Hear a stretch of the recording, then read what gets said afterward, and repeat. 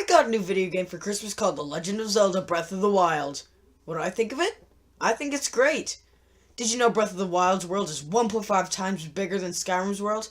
That means if I count every little grid and classify them as miles, I can divide that by 1.5, then subtract the two.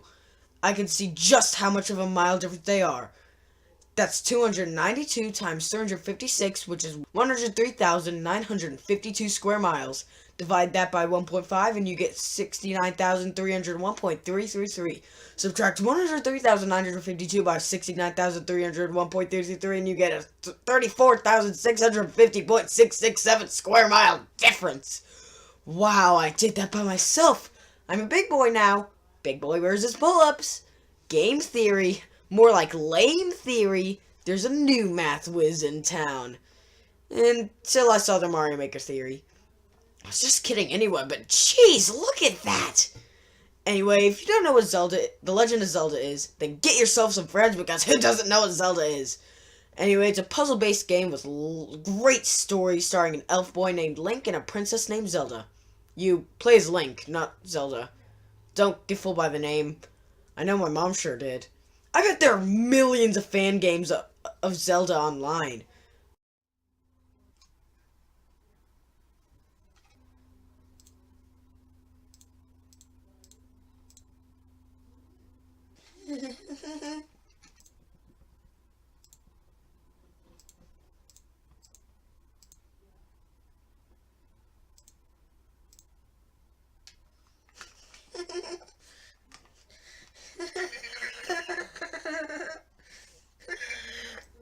Anyway, they used to be quite simple with small worlds, but this game completely changes that tradition. The world is massive! They made Zelda from a puzzle game to an open world game. Don't worry, there are still lots of puzzles, most of them from shrines and Korok seeds, but we'll be getting into that later. I want to first talk about the story. Oh yeah, spoiler alert. Anyway, the story is that Link has been asleep for 100 years. He wakes up and finds Hyrule in dust. The Temple of Time, destroyed. Looks like Ganon's having an easier time getting to the Sacred Realm. But he doesn't need to. He's turned into a beast. I mean, look at him. He's gigantic. To defeat him, you need to get 4 legendary guardians called the Divine Beasts to take him down with you. Ganon's taken him over, and you need to get them back. They're giant mechanical creatures based off an elephant, lizard, bird, and camel? Not a fish or a whale, but a camel? Okay, that's a tad bit random, but okay. There are also these creatures called guardians that friggin' one-shot you, stupid fags! We used to control them, but like the Divine Beasts, Ganon took control of them. 100 years back, 4 champions were the leaders of them. Azora being the leader of the elephant, a Goron being the leader of the lizard, a Rito being the leader of the bird. Wow, big surprise there. And a Gerudo being leader of the camel. Every time you get back a Divine Beast, the Hyrule Champions give you rewards that recharge after you use them. After you meet this old man at the beginning of the game, he reveals that he's the King of Hyrule, aka Zelda's daddy. Do you know what I think is the best part about this game? Once you find out he's the king, you can do whatever you want. Any Divine Beast at any time. Want to fight a boss in the wilderness? Go ahead. Want to do some epic slow-mo shooting? Alrighty then. Want to fall off a cliff and die? Go on ahead, but why would you want to? Actually, some of the deaths are pretty hilarious. It is my pleasure.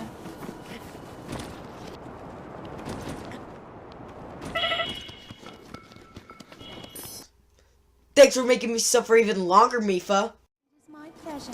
Shut up! One crucial part in the story are the memories that you can find. Some of them are just really touching. If anyone ever tries to do you harm, then I will heal you. No matter when or how bad the wound. And some of them are just bad. Let's not forget the fact that I am the most skilled archer of all the Rito. Yet despite these truths, it seems that I've been tapped to merely assist you. All because you happen to have that little darkness-sealing sword on your back. I mean, it's just asinine. That guy is a... But enough of the story, let's go to the gameplay. The controls are great. It's weird that the jump button is X, but you can easily change it to B whenever you like it. Also, one thing that came back from Skyward Sword is a dash button, and you can upgrade it. Best game of the year, guess my money, dash button upgrade for life. To upgrade your stamina wheel, you get 4 spirit orbs from mini dungeons called shrines. You can choose between a stamina vessel or a heart container. I mostly go for the stamina because, come on! But I occasionally go for the heart container, especially when I'm at a hard point of the game. Hearts are actually very useful too, because you need them to get the Master Sword, but more on that later. But the shrines can be super hard, but also super easy. Some of the shrines are that you have to fight a mini guardian that can be challenging at times. The puzzle shrines are what I like though, especially the dungeon ones. That's right, there are dungeon shrines. They even have small keys and everything! There are 120 shrines in total. Gee, wow, I wonder where that got that 100% tool number from. At the beginning of the game, you get 4 different magic powers called runes. Well, technically 5, but it's just 2 different bombs. You get the runes from shrines. One is a magnetic ability. 2 is bombs. 1 is making ice powers. And the last one is controlling time. Screw Ocarina of Time and Majora's Mask. Breath of the Wild is the true hero of time. He's been asleep for 100 years and he can freeze time for most objects and enemies. Overpowered. Anyway, those 4 items can do some creative things in puzzles, like using the ice pillar to control balls that flow through the water. Now, earlier, I mentioned things called Koroks. There are 900 Koroks in this game. 900! Nintendo, you suck! If you see something on, like a hole in the ground, or try rolling a boulder into it, and there's a 97.86% chance that a Korok will pop out and give you a Korok seed. I made that percentage up. Yeah, you can probably see wherever you look.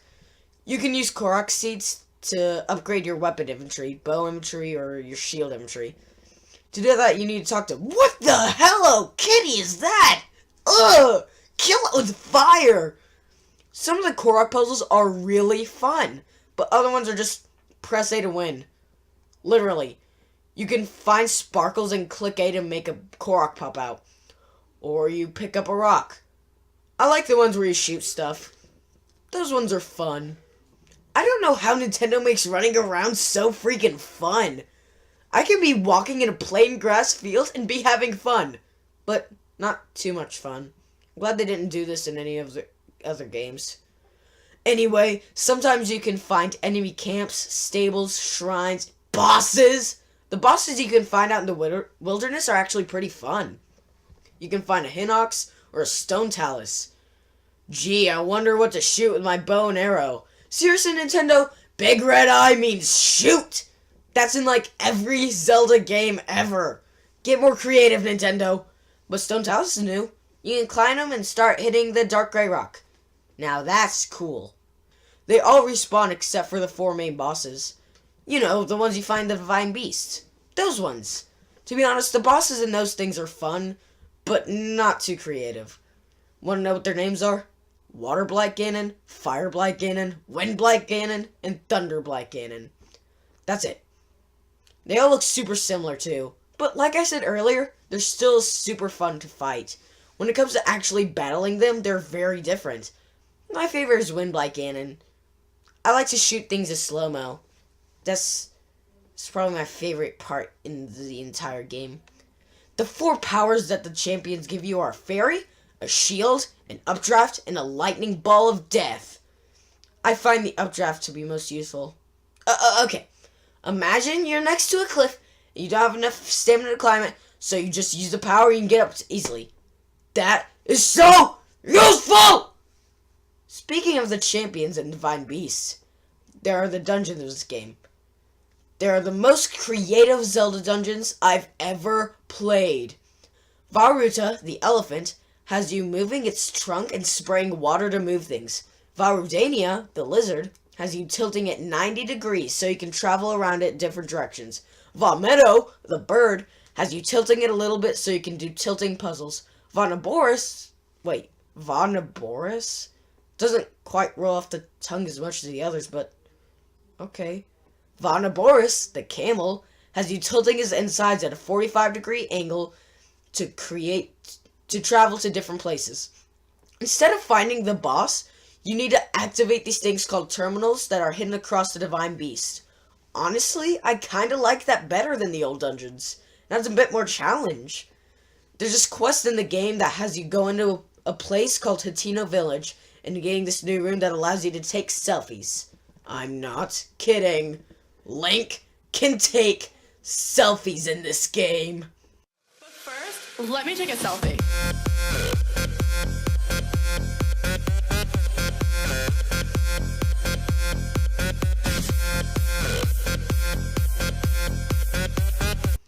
Wait, who's holding the camera? But with the camera rune, you find pictures that have your memories inside of them. When you find all the memories, you get the champion's tunic. You know, the blue on the cover. That is one of the best clothing items in the game. Speaking of clothes, if you get all the shrines, you get the clothes of the wild, aka Link's traditional outfit.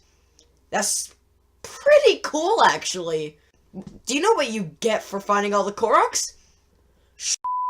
Not kidding. You get a literal piece of golden I hate Nintendo. While I was playing this, I found the Great Deku Tree right next to the Master Sword. With all 13 of my hearts, I pulled the Master Sword out of the stand. The Master Sword does 30 damage, but when it's next to a Guardian or in Ganon's castle, it does 60. It runs out of energy, but it doesn't take too long to recharge. In Ganon's castle, it doesn't run out of energy at all.